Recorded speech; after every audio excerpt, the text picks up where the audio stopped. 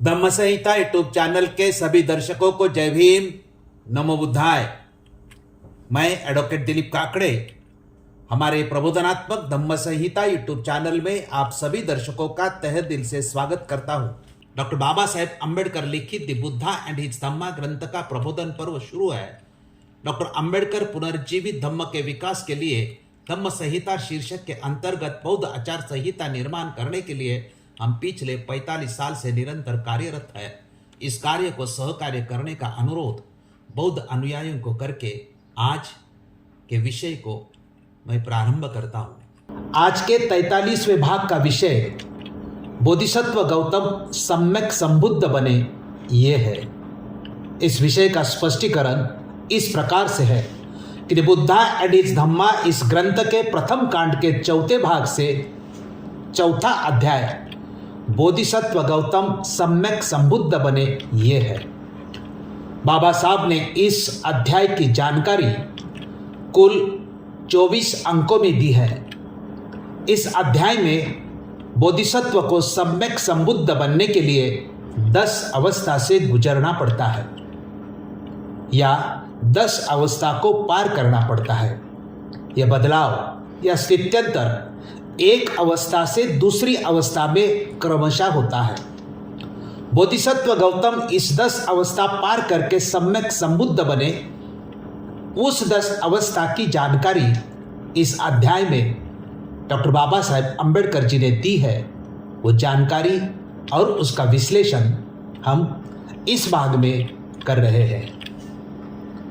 स्पष्टीकरण का पहला मुद्दा बोधिसत्व किसे कहते हैं ये है। इस बारे में doctor Baba Saheb Ambedkar the Buddha and his Dhamma ग्रंथ में लिखते हैं कि ज्ञान प्राप्ति के पूर्व गौतम केवल एक बोधिसत्व थे।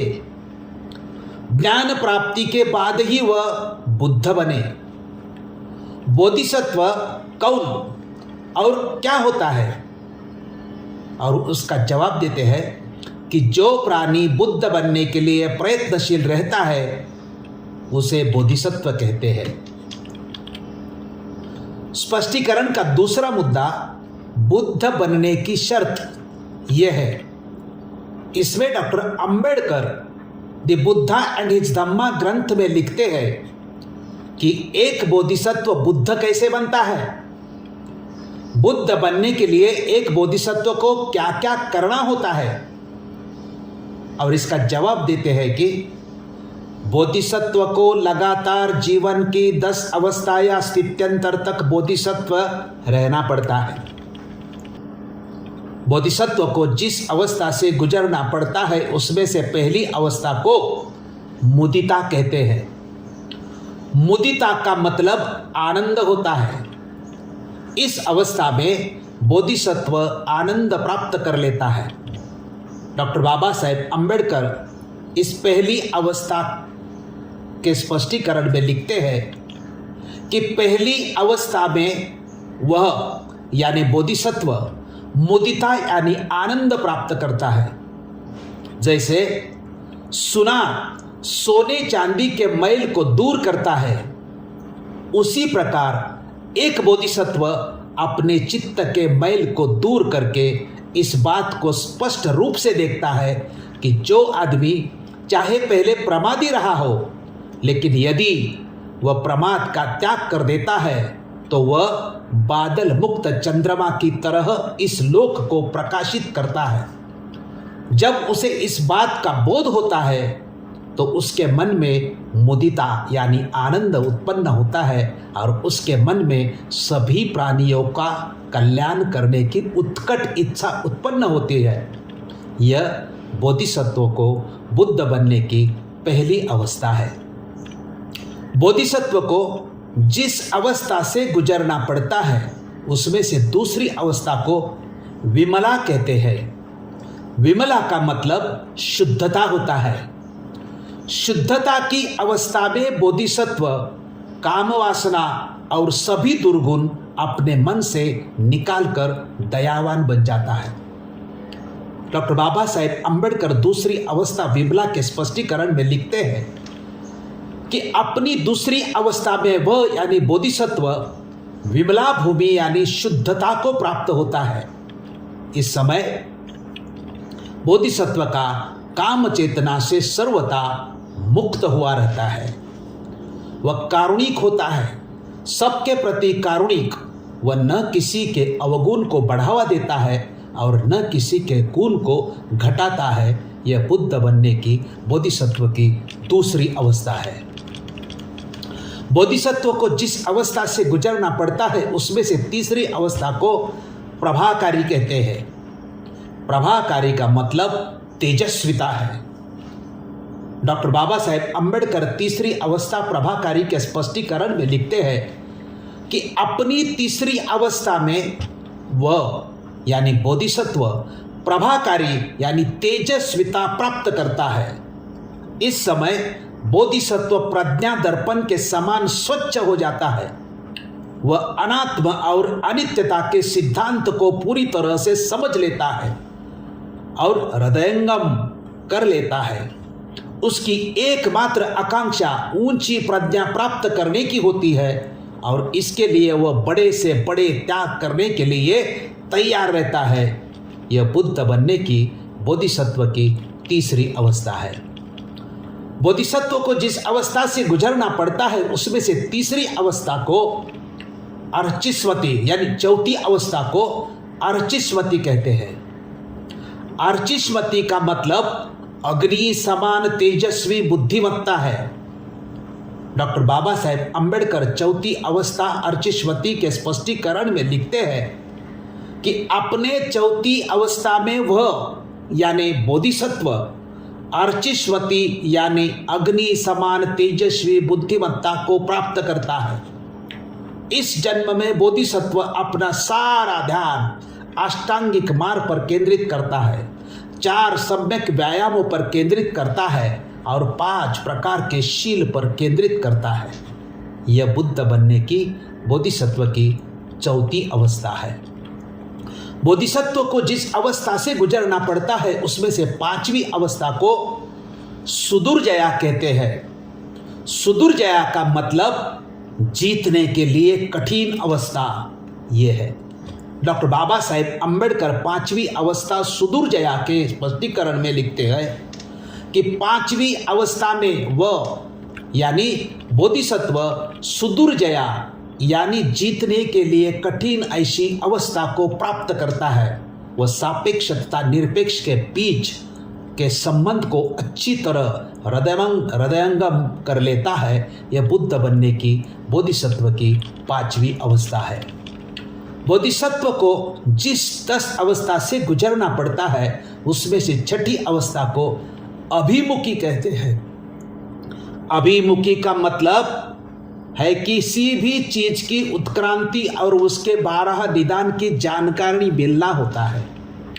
डॉक्टर बाबा साहेब अम्बेडकर 5वीं अवस्था अभिमुखी के स्पष्टीकरण में लिखते हैं कि अपने 6ठी अवस्था में बोधिसत्व अभिमुखी को प्राप्त करता है। अब इस अवस्था में चीजों के विकास उनके कारण 12 निदानों को हृदयंगम करने की बोधिसत्व की पूरी तैयारी हो चुकी है और ये अभिमुखी नामक विद्या उसके मन में सभी अविद्याग्रस्त प्राणियों के लिए असीम करुणा का संचार कर देती है।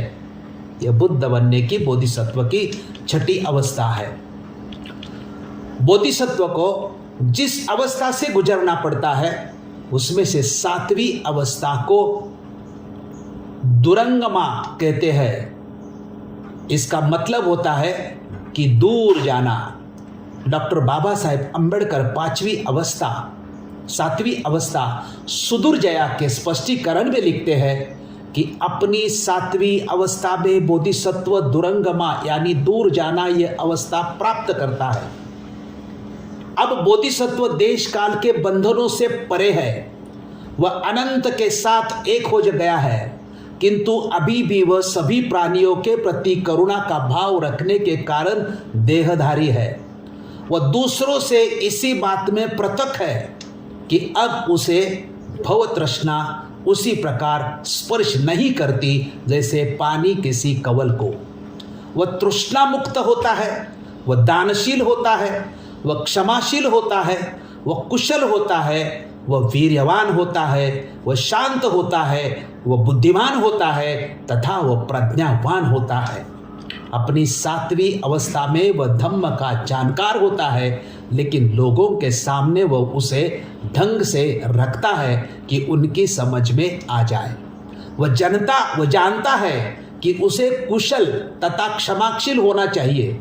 दूसरे आदमी उसके साथ कुछ भी व्यवहार करे, वह उद्विग्नता रहित होकर उसे सह लेता है, क्योंकि वह जानता है कि अज्ञान के कारण ही वह उसकी मंशा को ठीक ठीक नहीं समझ पा रहे हैं। इसके साथ साथ वह दूसरों का भला करने के अपने प्रयास में तनिक भी शिथिलता नहीं आने देता और न वह अपने चित्त को प्रज्ञा से इधर उधर भटकने देता है। इसलिए उस पर कितनी भी विपत्ति आए, वे उसे सुपथ से कभी नहीं हटा सकती। यह बुद्ध बनने की 7वीं अवस्था है।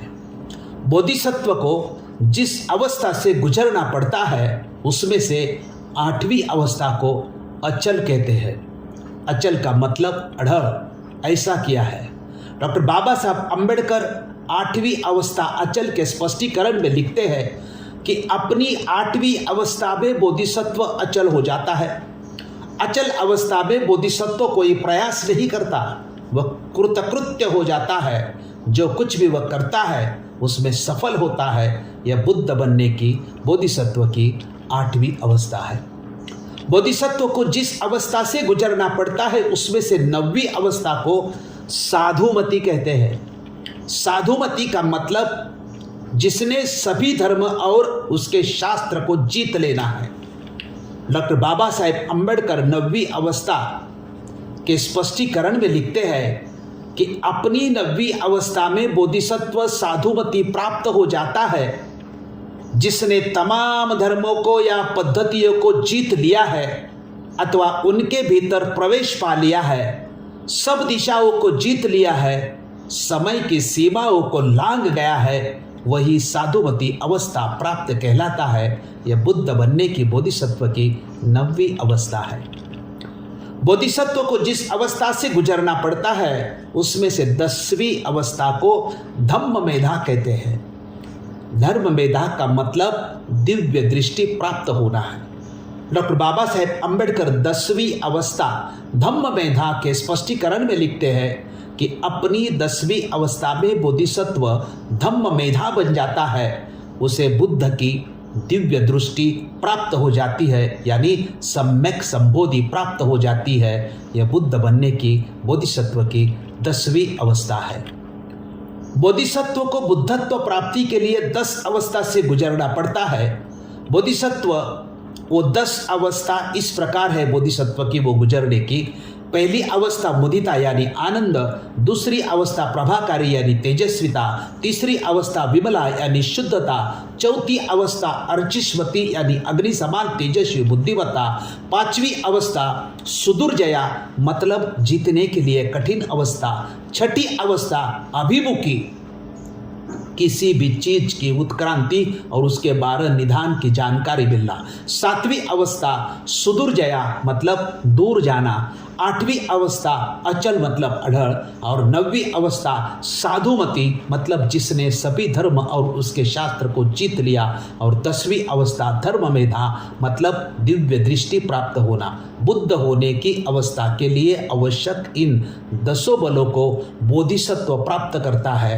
बोधिसत्व गौतम इस 10 अवस्था पार करके सम्यक संबुद्ध बने। इस अवस्था के साथ में बोधिसत्व को 10 पारमिता का भी अभ्यास करके उसकी पूर्तता करना पड़ता है। इसके बारे में डॉक्टर बाबा साहेब अम्बेडकर लिखते हैं कि एक अवस्था से दूसरी अवस्था को प्राप्त होने पर बोधिसत्व को न केवल इन 10 भूमियों को प्राप्त करना होता है, बल्कि उसे 10 पारमिताओं को भी पूर्णता को पहुंचाने के लिए अभ्यास करना चाहिए। एक अवस्था में एक पारमिता की पूर्ति करनी होती है, एक अवस्था में एक पारमिता की पूर्ति करनी होती है। ऐसा नहीं कि थोड़ी एक और थोड़ी दूसरी। जब दोनों तरह से वह समर्थ सिद्ध होता है तभी एक बोधिसत्व बुद्ध बनता है। बोधिसत्व के अवस्था की पराकाष्ठा भी बुद्ध बनना है। बुद्ध बनने के लिए सबसे महत्वपूर्ण और एकमेव आवश्यकता गुणों की पराकाष्ठा की ही होती है। पवित्रता और नैतिकता की आवश्यकता होती है। बुद्ध बनने के लिए 10 अवस्था की शर्त अन्य किसी भी धर्म में नहीं मिलती। डॉक्टर बाबा साहब अम्बेडकर बुद्ध बनने के गुणों की आवश्यकता के बारे में लिखते हैं कि जातक कथाओं का आधार है कि बुद्ध के व्यक्तित्व में गुणों की पराकाष्ठा का समावेश हुआ है। अवतारवाद के अनुसार भगवान को अपने अस्तित्व में निर्मल होने की आवश्यकता नहीं। ब्राह्मणी अवतारवाद का ब्राह्मणी सिद्धांत यही कहता है कि ईश्वरावतार चाहे अपने आचरण में अपवित्र और अनैतिक ही क्यों न हो, किंतु वह अपने अनुयायियों की, अपने भक्तों की रक्षा करता है। बुद्ध बनने से पूर्व बोधिसत्व के लिए 10 अवस्था तक श्रेष्ठतम जीवन की शर्त और किसी धर्म में भी नहीं है। यह अनुपम है। कोई भी दूसरा धर्म अपने संस्थापक के लिए इस प्रकार की परीक्षा में उत्तीर्ण होना आवश्यक नहीं ठहराता। सारांश, बोधिसत्व गौतम सम्यक संबुद्ध बने। इस अध्याय में डॉक्टर बाबा साहेब अम्बेडकर जी ने किसी भी बोधिसत्व को बुद्ध बनने के लिए 10 अवस्था से गुजरना पड़ता है। 10 अवस्था के साथ साथ 10 पारमिता का अभ्यास करके उसकी पूर्ति भी करनी पड़ती है।